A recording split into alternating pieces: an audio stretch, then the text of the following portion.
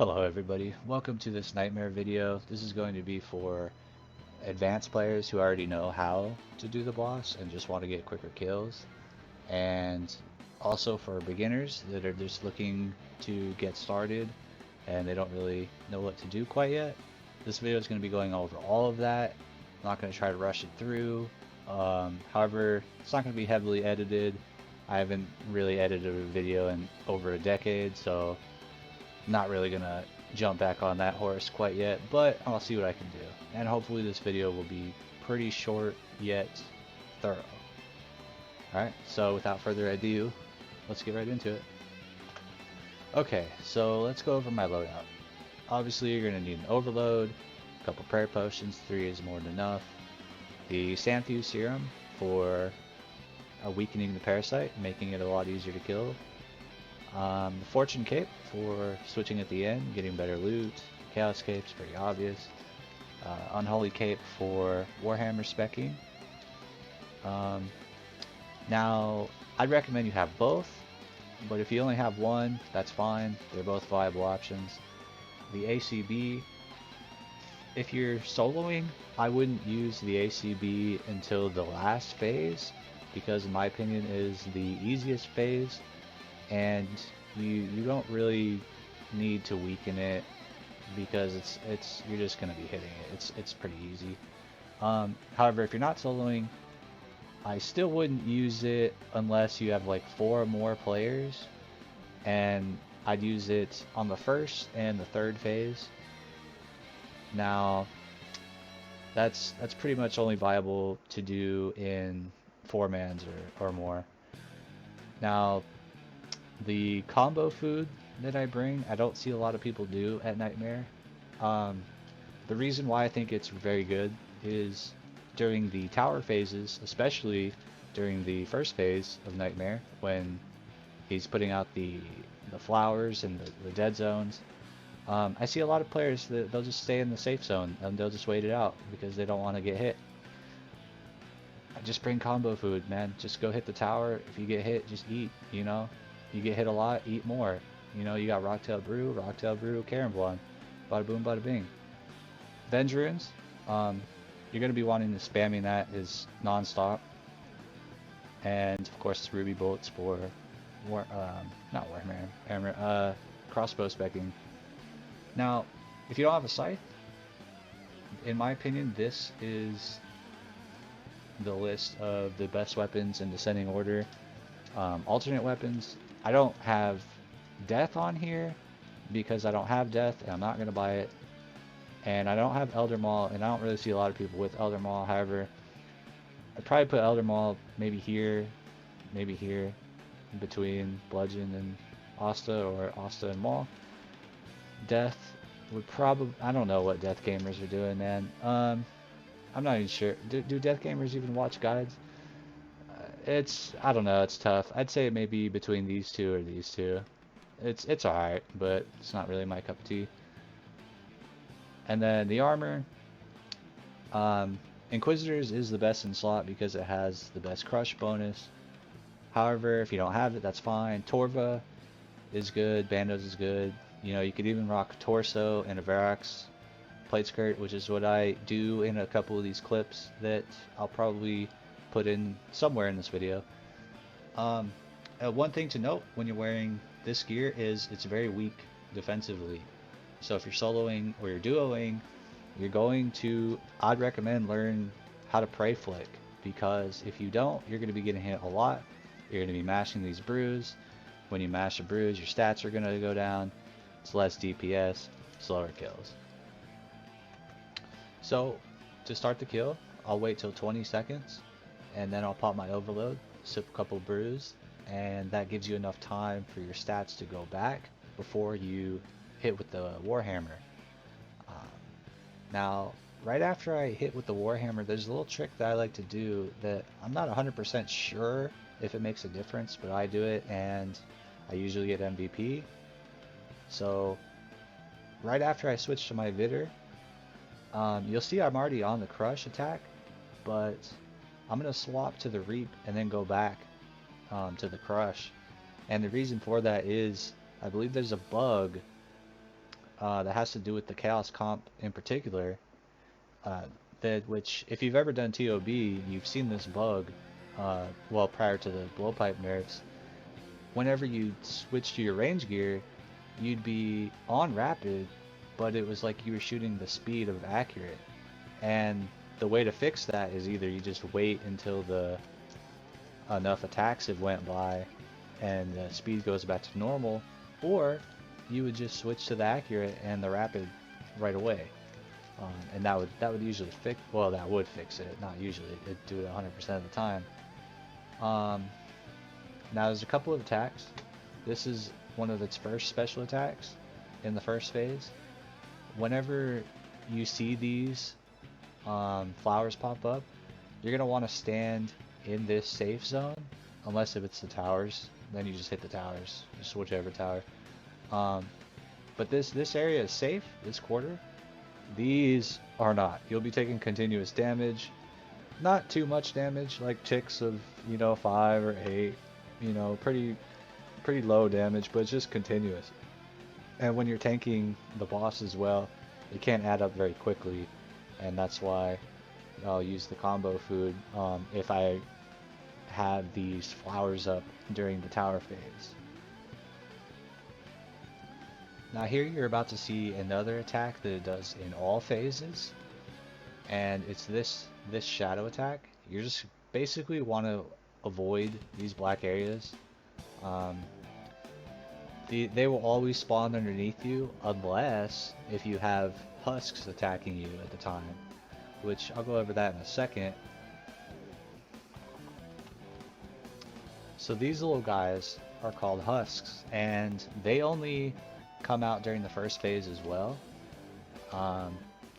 If you're using a chaotic maul, I highly suggest bringing a rapier switch or whip switch, just something with faster attack speed, because they only have 20 hit points and the chaotic maul is super slow. Same with the elder maul if you have that. Now sometimes when I'm doing teams, I'll just opt to not kill them, especially if people aren't running off and making nightmare move, because I'll still be here attacking it anyways. And then once the health bar is to 0 and you have to kill the towers, then I'll go ahead and kill them. Most of the time people will try to break you free of them anyways, but like I said, when those black shadows appear, you aren't affected by it. So really it's only a danger when the flowers pop up, and you have plenty of time to kill them before you're in any danger of that. So don't worry about that. Now, another thing to note is the attacks. This attack that it just did, where it spins and releases those, it looks like pink petals. That's a magic attack. When you're using Inquisitors in a solo or a duo, I highly suggest prey flicking like I'm doing. And then that twitchy looking attack is the startup for a range attack. And during the towers, once you deplete its life bar to 0, it's going to happen 3 times. You're going to have to kill all these towers. Do not soul split these towers, it does not work. However, once all the towers are down, you can soul split the boss, even though it's invulnerable to damage. So go ahead and abuse the fuck out of that. Now, speaking of towers, when all the towers are fully charged, meaning they got hit all the way down to 0,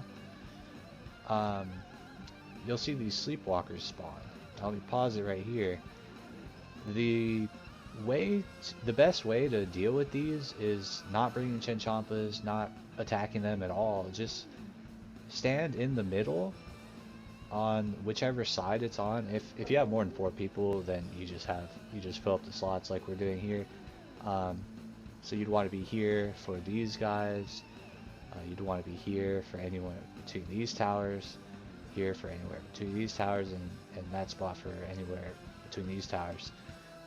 You'll get the hang of that pretty quick. It's pretty simple. You used to be able to block them on the corners, and for some reason they made it even easier. So you'll see Okay, this is a good example because one gets through in this one. Now, if none of them get past and they just get stuck, they're basically just deactivated. They don't do anything, so you might as well just keep attacking the boss and soul splitting. But when some get through, you'll take extra damage, and depending on how many people you have and the amount of sleepwalkers you have, um, that's what's going to determine how much damage you'll take. I don't know the exact damage depending on how many. I know that in a solo, I believe it's 96 damage if you miss it. So definitely don't miss it in a solo. For duos, it's 48, I believe. And then after that, I don't know. It's and so on and so on.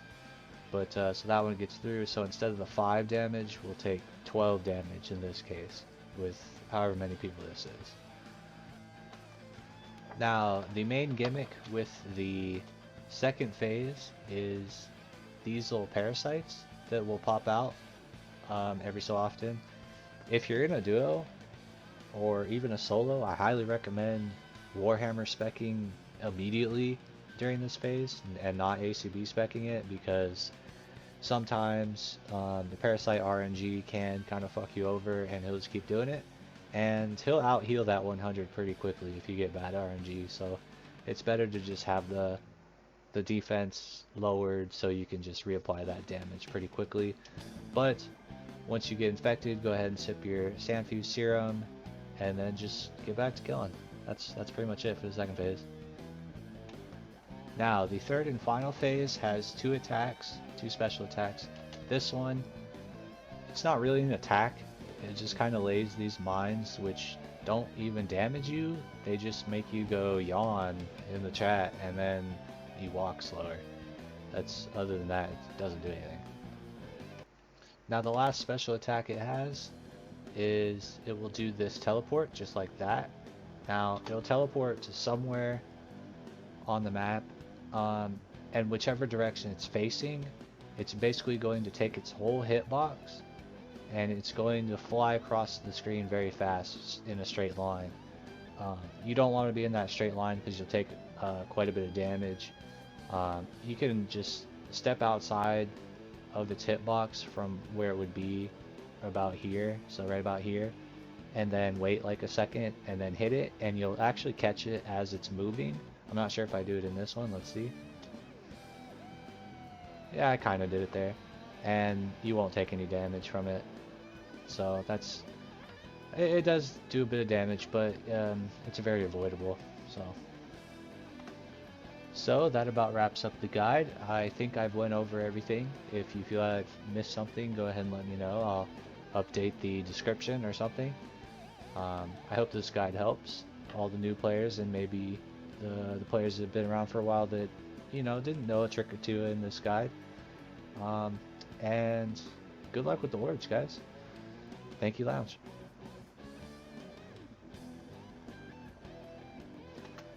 The rest of this video is going to be a solo kill done in some very, very, very down bad gear.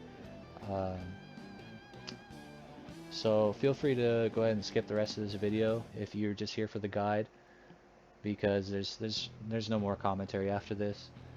So go ahead, just watch it if you feel like it.